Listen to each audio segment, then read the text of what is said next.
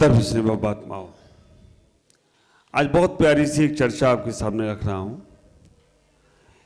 जिस जैन धर्म में हमने जन्म लिया,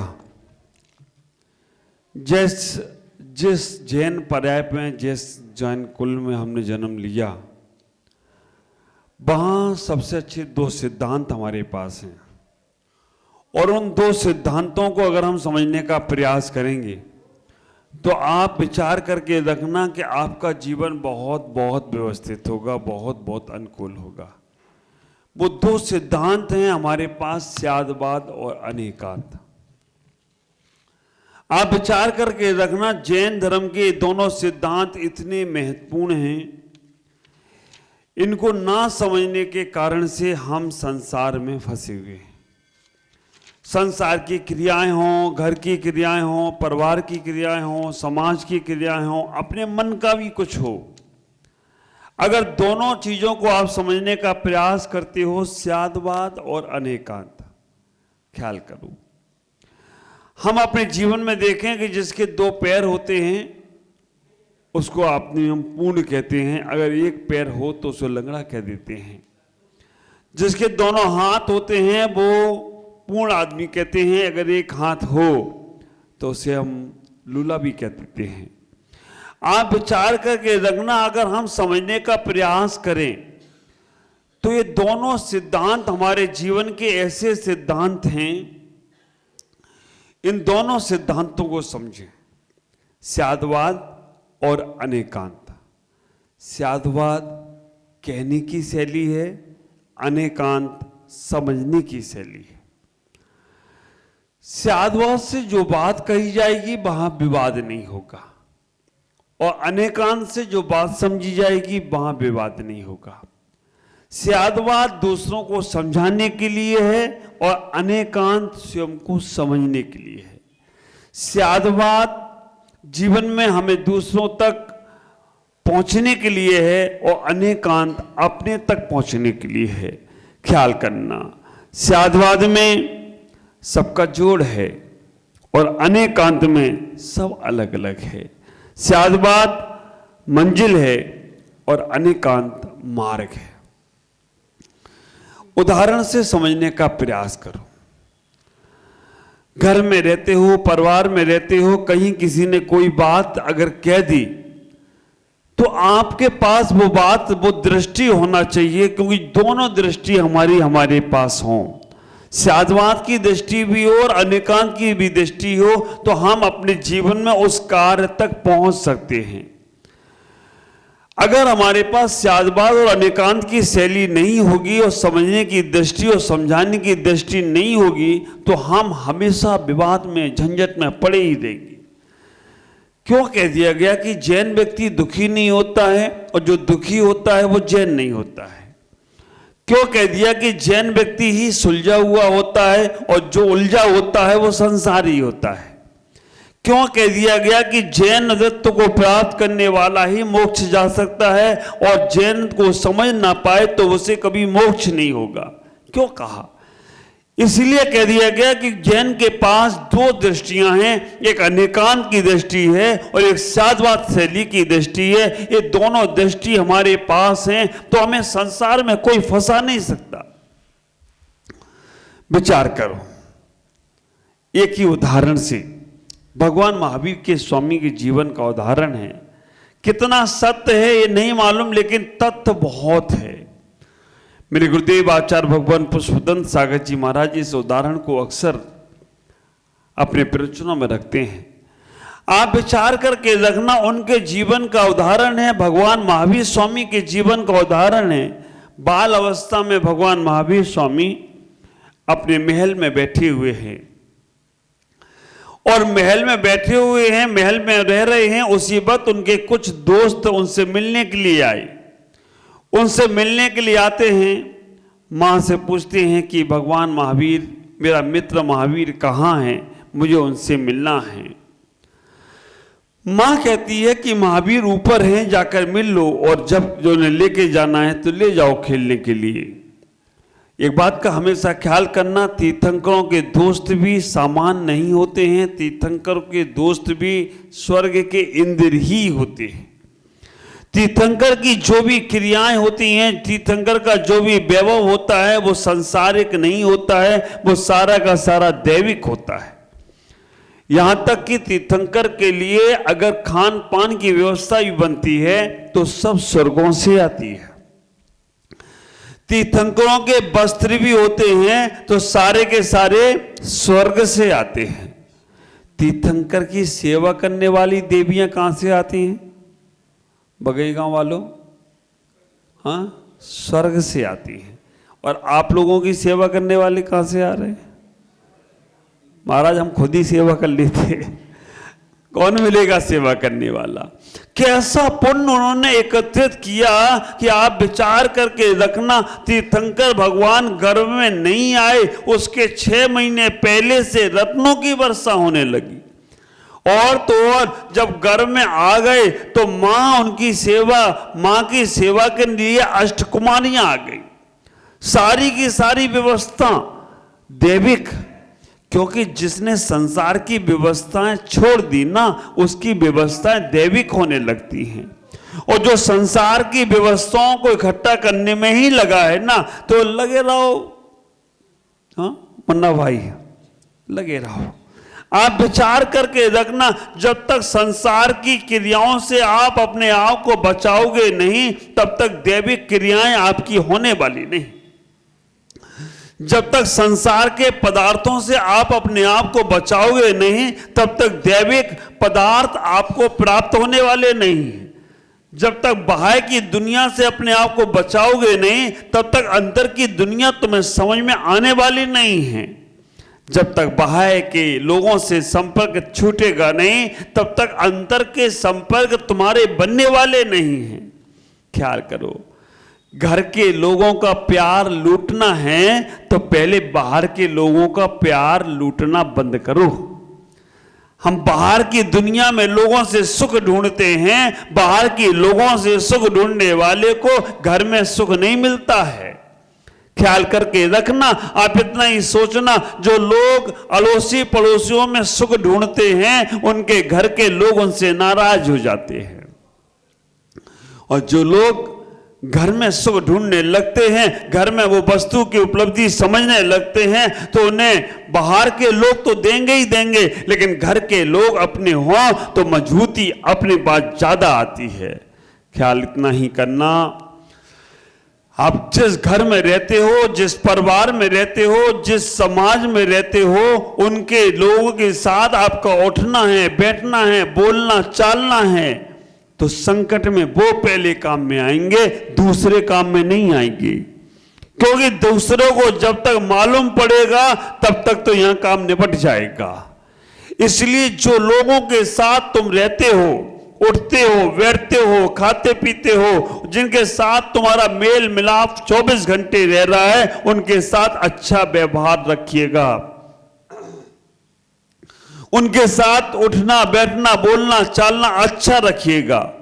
कभी मन मुटाव हो जाए, कभी बोल चाल बंद हो जाए, कभी कुछ और हो जाए, लेकिन मन में कभी उनके प्रति गलत भाव नहीं लाना। एक बात का हमेशा ख्याल रखना, अगर तुम्हारा मन अच्छा है तो बिगड़े हुए संबंध कभी भी बन जाएंगे, और मन खराब हो जाए, कितने भी संबंध अच्छे बनाते रहना, लीपा पोती करते रहना, लेकिन मन में क्लेश भाव रहेगा, मन में संताप का भाव रहेगा। आपके अपने जीवन में सबसे पहले ये भाव रखना है, किसी के प्रति गलत भाव ना आए। मैं अक्सर बोलता हूं अपने प्रवचनों में, मंदिर में जाओ, भगवान के 9 बार नमोकार मंत्र पढ़ते हो, 1 बार नमोकार मंत्र पढ़ना कम पढ़ लेना, लेकिन भगवान से इतना बोल के आना, सब अच्छा है, सबका अच्छा है। इसमें कुछ नहीं लगेगा, लेकिन आनंद बहुत आएगा। सबका अच्छा हो, सब अच्छा हो। आप विचार करके रखना, जो अच्छा होने की फीलिंग करोगे, जो अच्छा होने का विचार करोगे, जो अच्छा होने का मन में सोचोगे, आपका अच्छा जरूर होगा। कितना भी खराब हो रहा हो, सब अच्छा है, सबका अच्छा है। और कभी ज्यादा ही खराब होने लगे तो कहना भगवान बहुत बड़ा उपकार कर रहे हो आप। क्योंकि ये मनुष्य पर्याय में मेरे पास सोच है, बुद्धि है, मेरे पास समझ है, यही मेरे कर्म निपट जाएंगे तो मैं तिर्यंचों में नहीं जाना पड़ेगा, तिर्यंच गति के दुखों को नहीं उठाना पड़ेगा, नरक गति के दुखों को नहीं उठाना पड़ेगा। आप विचार करके रखना, ऐसी बुद्धि हमारे पास होना चाहिए। जब हमारे पास ऐसी बुद्धि होगी, अनेकांत की बुद्धि होगी, तो ख्याल करके रखना, दुख में से भी सुख खोजने की कला आ जाएगी। भगवान महावीर की दृष्टि तुम्हारी होगी तो दुख में से भी सुख खोज सकोगे, और सांसारिक दृष्टि होगी तो सुख में से भी दुख खोज लोगे। सम्यक दृष्टि की इतनी ही व्यवस्था है कि वो दुख में से भी सुख खोज लेता है। आपके पास ऐसी सोच आना चाहिए, और ऐसी सोच आएगी आपके स्वयं की विचारधाराओं से, आपके स्वयं के मन से। विचार करना, वाणी और विचार, ये दोनों हमारे खुद के प्रोडक्ट हैं। वाणी और विचार, आपको कैसी वाणी बोलना है ये आपका खुद का चिंतन होना चाहिए, और आपका कैसा विचार होना ये खुद की मानसिकता होना चाहिए। तो जीवन में विचार करो, हमें अपने जीवन में कैसे दुख में से सुख खोजना है, ये अनेकांत शैली अपनाने का प्रयास करो। संसार में अगर हमारे पास अच्छा वाणी और अच्छी व्यवहार होता है, सब मुझे अपना बना लेते हैं, और अगर हमारे वाणी में और व्यवहार में अंतर आ जाता है तो हम अपने अपने भी नहीं रहते हैं, पराई हो जाते हैं। इतना ही ख्याल करना, इतना ही विचार करना, देवों की व्यवस्थाएं क्यों मिल रही हैं? उन्होंने संसार की व्यवस्थाओं को छोड़ दिया।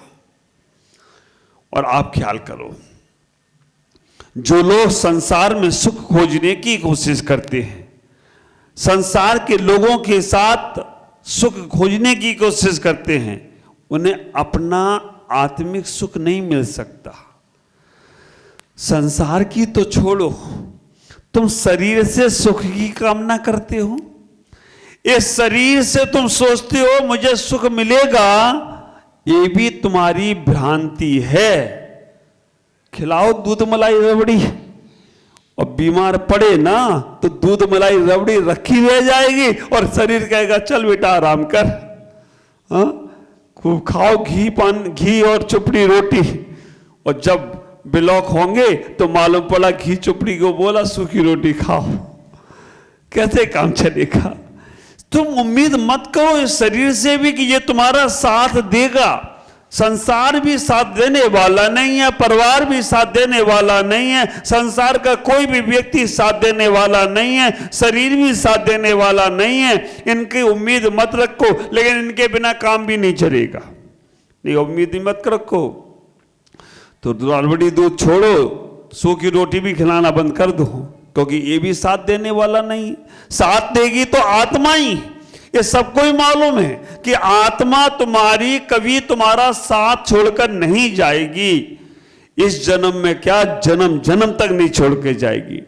और तुम विश्वास किस पे करते हो?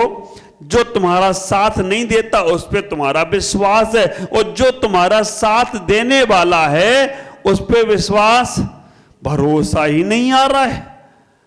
वो आत्मा कह रही कितने भी बीमार पड़ो मैं तुम्हें मरने नहीं दूंगा, विचार करके रखना। वो कह रही कितनी भी भूख लगे तुम नहीं खाओगे तो भी मैं तुम्हें जीवित रखूंगा, क्योंकि आत्मा ना खा रही है ना पी रही है, खा ये शरीर रहा है। विश्वास तुम्हें उस पे ही है, आत्मा पे एक पे भी विश्वास नहीं है आत्मा पे विश्वास? आत्मा जलती नहीं, आत्मा मरती नहीं, आत्मा खाती नहीं, आत्मा पीती नहीं, आत्मा कुछ भी नहीं करती है, पक्का सिद्धांत है। लेकिन शरीर पर हमें इतना भरोसा है, इतना विश्वास है कि हम नहीं खाएंगे तो जिएंगे नहीं।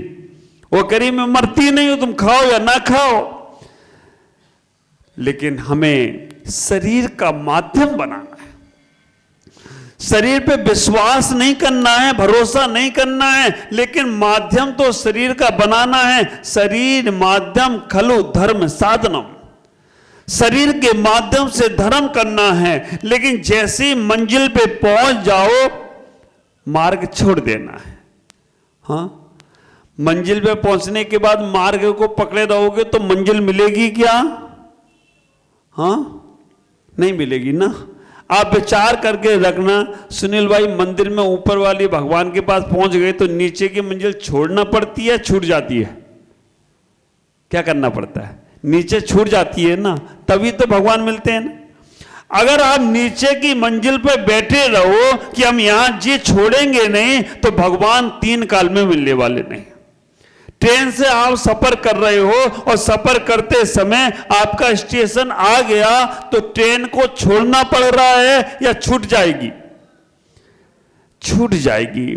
छोड़ना भी पड़ रहा है लेकिन मंजिल दिख रही है तो वो छूट जाएगी। तो ख्याल करके रखना, जिसको थोड़ा सा अपने आत्मा में रुचि पैदा हो गई, जिसको अपने आत्मकल्याण की रुचि पैदा हो गई, बाहर की क्रियाएं छोड़ना नहीं पड़ेंगी, छूटने लग जाएंगी।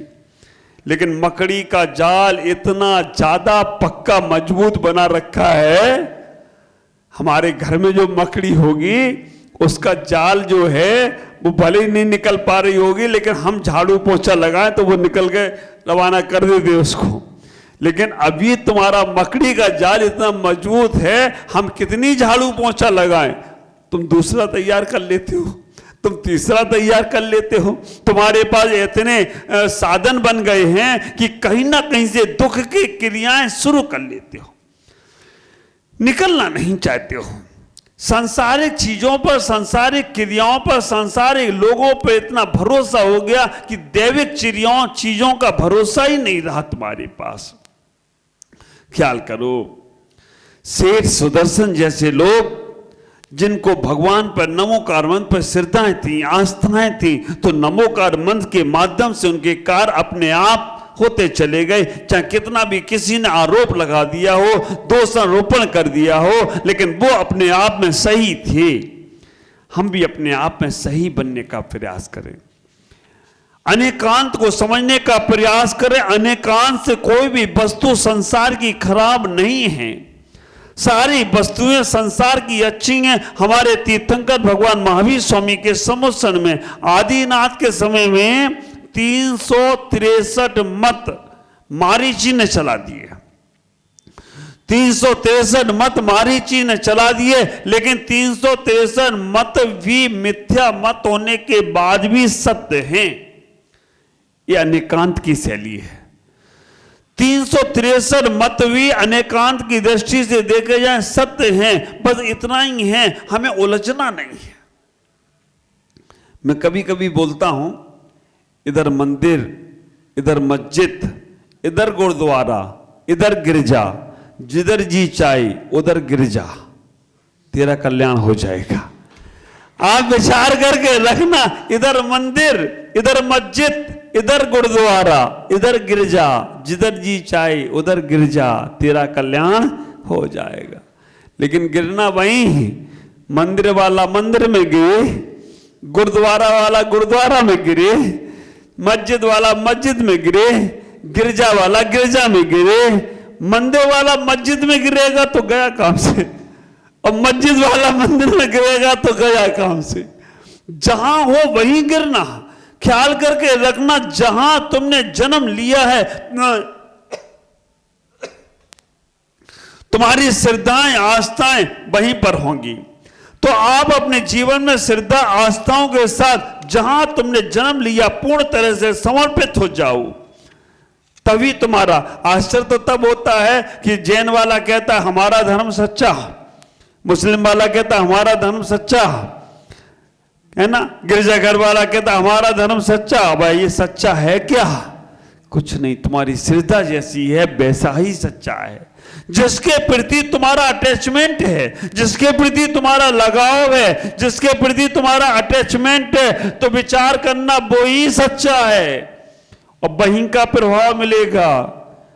एक मनचला युवक बोला ना, दिल लगा गधी से तो परी क्या चीज है। अब विचार करके रखना, जिसका गधी से दिल लग जाए उसके लिए परी बेकार।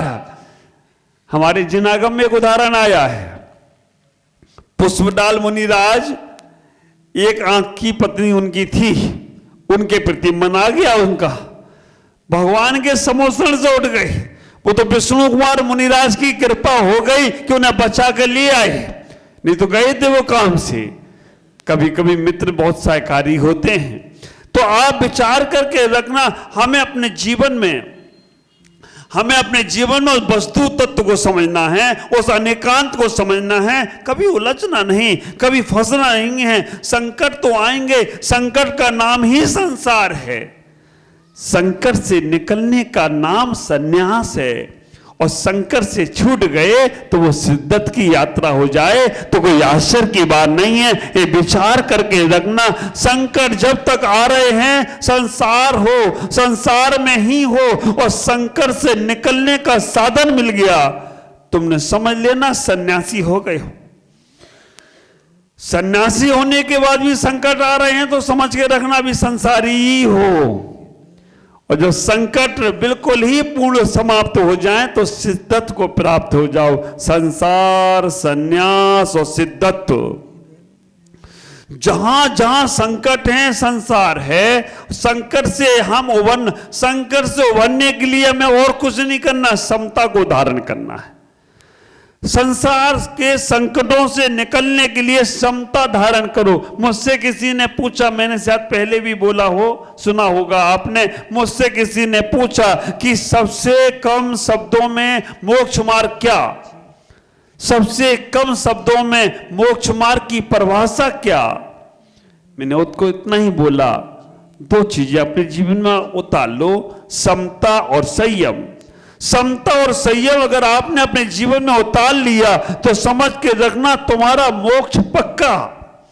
अतीत के पापों का उदय आए तो समता को धारण करो, और भविष्य में पाप ना लगे उसके लिए संयम का धारण करो। मैं जो बात कह रहा हूं वो बात तुम अपने मन का विषय मत बनाना, तन का विषय बनाना, अपने जीवन का विषय बनाना। अन्यथा खूब प्रवचन सुन लिए, खूब हमने जिनवानी पढ़ ली, खुद हमने खूब कर लिया, लेकिन जब प्रतिकूलता आई उस वक्त बुद्धि काम करना बंद कर देती है।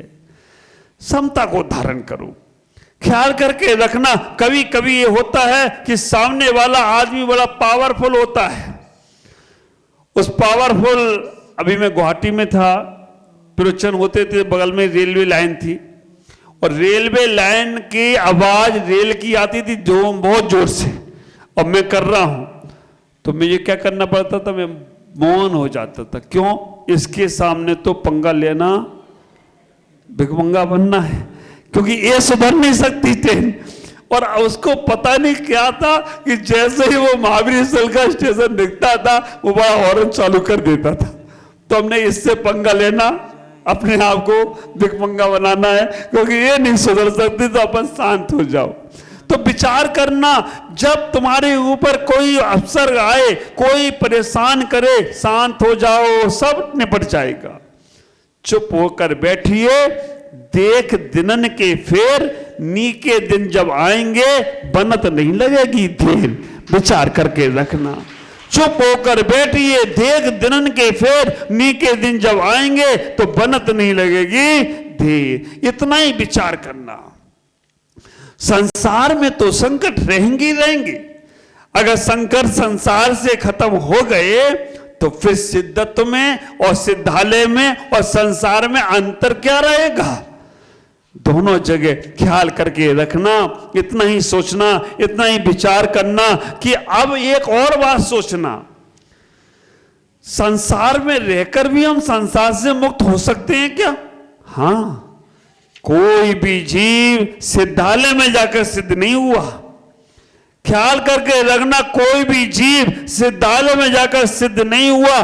जो भी शिव सिद्ध बना है इसी संसार में रहकर सिद्ध बना हो तो कोई आश्चर्य की बात नहीं है। इसी संसार से सिद्धत की प्राप्ति होगी। कीचड़ कमल कहां खिलता है? हाँ, संगमरमर के पत्थर पे कमल खिला? मंदिर में बहुत सुंदर पत्थर है, एक आध कमल खिल गया हो? जब भी कमल खिलेगा कीचड़ में ही खिलेगा। ये बात ख्याल करना। भले ही संगमरमर का पत्थर उससे ज्यादा महंगा है, लेकिन कमल खिलाने के लिए कीचड़ की जरूरत है। तो जब भी ये आत्मा परमात्मा बनेगी तो इसी मध्यलोक से बनेगी, इसी मनुष्य पर्याय से बनेगी। भले ही देवता का स्वरूप कितना भी बड़ा हो, कितना भी अच्छा हो, कितनी भी व्यवस्थाएं हो, देवताओं का स्वरूप संगमरमर का जैसा है, दिखने में तो अच्छा है, लेकिन कमल खिलाने के लिए ये मनुष्य रूपी कीचड़ चाहिए। यहीं से तुम्हें वो परमात्मा का स्वरूप प्राप्त होगा, देवताओं से नहीं होने वाला है। मछली पानी में तैरती है, दूध में? हाँ, क्योंकि दूध तो महंगा है, दूध में तैरना चाहिए। दूध तो बहुत मजबूत चीज है। अगर आपके पास पानी रखा हो और दूध रखा हो तो दोनों में से क्या लोगे? हाँ, पानी।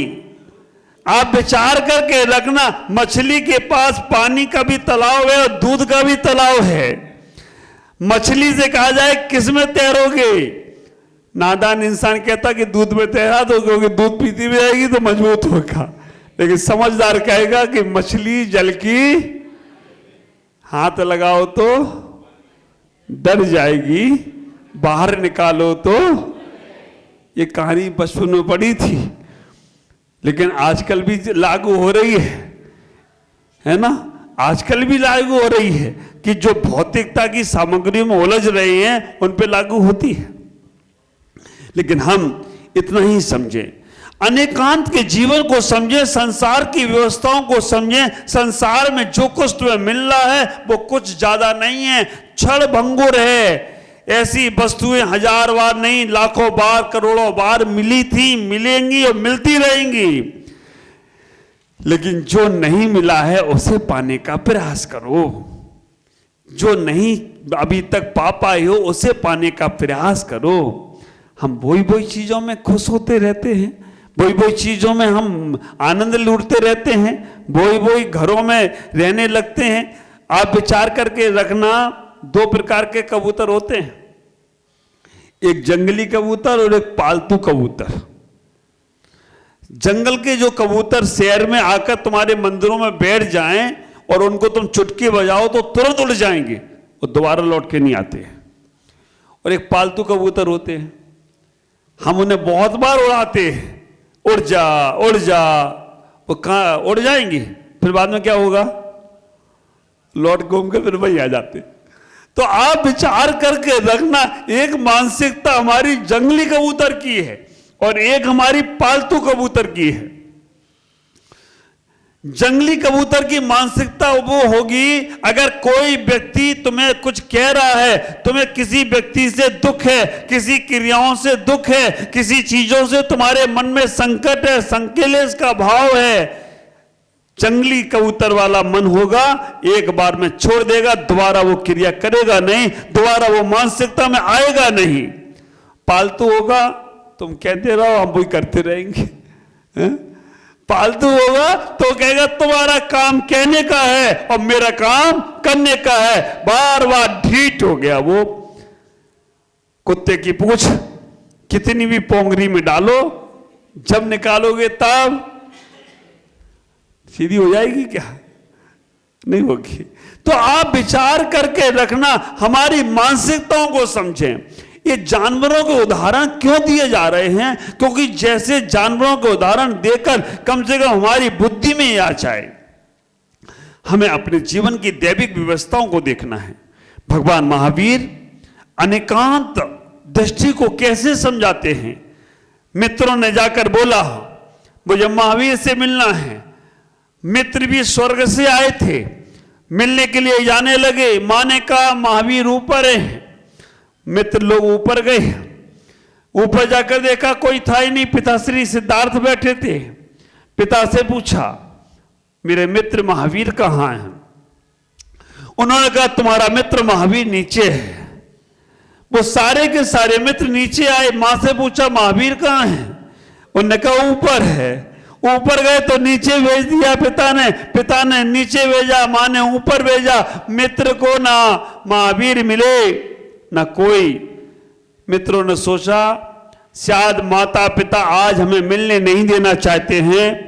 माता पिता आज हमें मिलने देने नहीं चाहते हैं, तो मित्रों ने इतना ही किया, मैं जाता हूं, अब इनकी माँ बाप की इच्छा नहीं है तो मैं क्यों मिलूं। मित्र जाने लगे। महावीर ने आवाज दी, मित्र कहां जा रहे हो? आज हम मिलेंगे नहीं, खेलने नहीं चलना है। विचार करके रखना। जब मित्र से महावीर ने कहा, मित्रों ने कहा तुम्हारे माँ बाप हमें मिलने नहीं देना चाहते हैं, तुम्हारे माँ बाप नहीं चाहते कि मैं तुमसे मिलूं, क्योंकि माँ से पूछा तो माँ ने कह दिया ऊपर हैं, और मैं ऊपर जाकर देखा, पिता से पूछा तो पिता ने कह दिया वो नीचे हैं। ना तुम नीचे थे ना तुम ऊपर थे।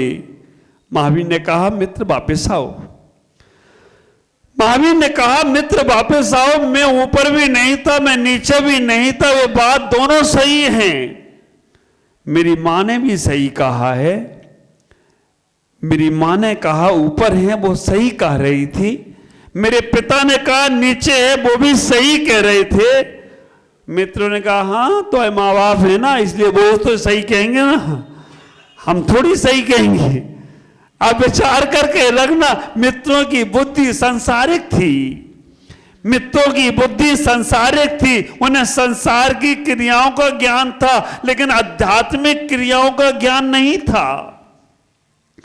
और जब तक आध्यात्मिक क्रियाओं का ज्ञान नहीं होगा, ख्याल करके रखना, तुम कभी सुख को प्राप्त नहीं हो सकते। संसार में शांति का वातावरण तभी बनेगा जब अध्यात्म से संसार चलेगा। देश में कितनी भी शांति के लिए उपक्रम किए जाए, लेकिन जब तक ये देश शांति के साथ नहीं, अध्यात्म के साथ नहीं जुड़ेगा, तब तक देश में शांति आ नहीं सकती। समाज में कितने भी बड़े बड़े कार्य कर लेना, लेकिन जब तक समाज अध्यात्म से नहीं जुड़ेगा तब तक समाज में शांति नहीं आ सकती।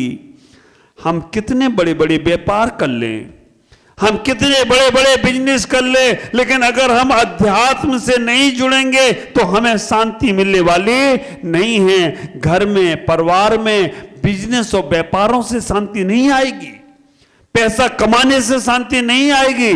जब घर के, परिवार के लोग अध्यात्म से जुड़ेंगे, शांति तभी उनके अंदर आएगी, मन में संतुष्टि का भाव आएगा। अध्यात्म तुम्हें संतुष्टि का भाव देता है, अध्यात्म तुम्हें तुमसे जोड़ने का प्रयास करता है, धर्म तुम्हें तुम्हारी पहचान बताता है।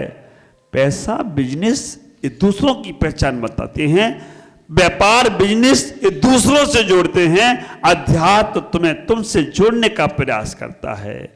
मैं कहता हूं ना अक्सर, फोन जो दुनिया से जोड़े उसे फोन कहते हैं, और जो स्वयं से जोड़ ले उसे मौन कहते हैं। जब व्यक्ति मौन में जाता है तो स्वयं से जुड़ने लगता है, और जब व्यक्ति फोन में जाता है तो दुनिया को फैन बनाने लगता है। दुनिया को फैन बनाने से काम नहीं चलेगा, अपने आप के फैन बनो। जो अपने आप को अपना हीरो समझता है ना, वो दुनिया में सबका हीरो हो जाता है, और जो दूसरों को हीरो समझ रहा है ना, तो वो बेटा अपने आप को जीरो समझ रहा है। जिसको अपनी काबिलियत नहीं मालूम वो हमेशा जीरो रहेगा, और जिसको अपनी काबिलियत मालूम है, अपना हुनर मालूम है, अपनी योग्यता मालूम है, अपने अंदर की महत्वता मालूम है, वो दुनिया की नजर में हीरो बना रहे तो कोई आश्चर्य की बात नहीं है। जब तक तुम्हारी नजर में दूसरा अच्छा है तो तुम क्या हो? हाँ, तुम अच्छे नहीं हो, हम भी अच्छे हैं। भगवान महावीर ने कहा जियो और जीने दो। तो एक कला तुम्हारे अंदर आना चाहिए, ये व्यवस्था तुम्हारी बनना चाहिए। आप विचार करके रखना, भगवान महावीर ने इतना ही कहा, अध्यात्म की दृष्टि थी उनकी। मेरी माँ ने कहा वो भी अच्छा है, मेरे पिता ने कहा वो भी अच्छा है, और तुम जो कह रहे हो वो भी अच्छा है, वो भी सही है। अब मित्रों ने कहा ये उलझा रहे हो मेरे को, ये कौन सी पहेली है? माँ ने कहा वो भी ठीक, पिता ने कहा वो भी ठीक, और मैंने जो कहा वो भी ठीक। ऐसे निर्णय कैसे होगा? जब अनिर्णय की स्थिति बने तब अध्यात्म ले आओ अपने सामने। जब किसी वस्तु विशेष पर तुम्हारा निर्णय नहीं हो, सोच विचार नहीं आए, अध्यात्म को सामने लाके रखो, कर्म सिद्धांत को सामने लाके रखो, हर समस्या का समाधान है।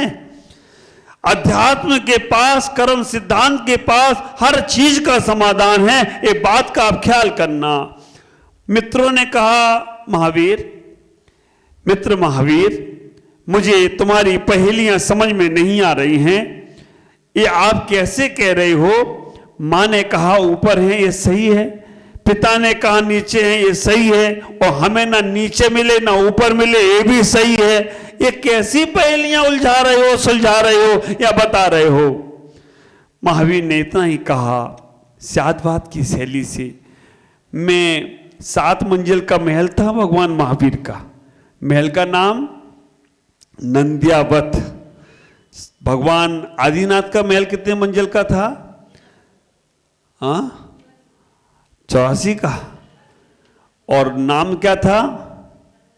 सर्वतोभद्र। महावीर का 7 मंजिल का नाम नंद्यावत। पारसनाथ का कितने मंजिल का था? जितनी उनकी उम्र उतनी मंजिल का महल।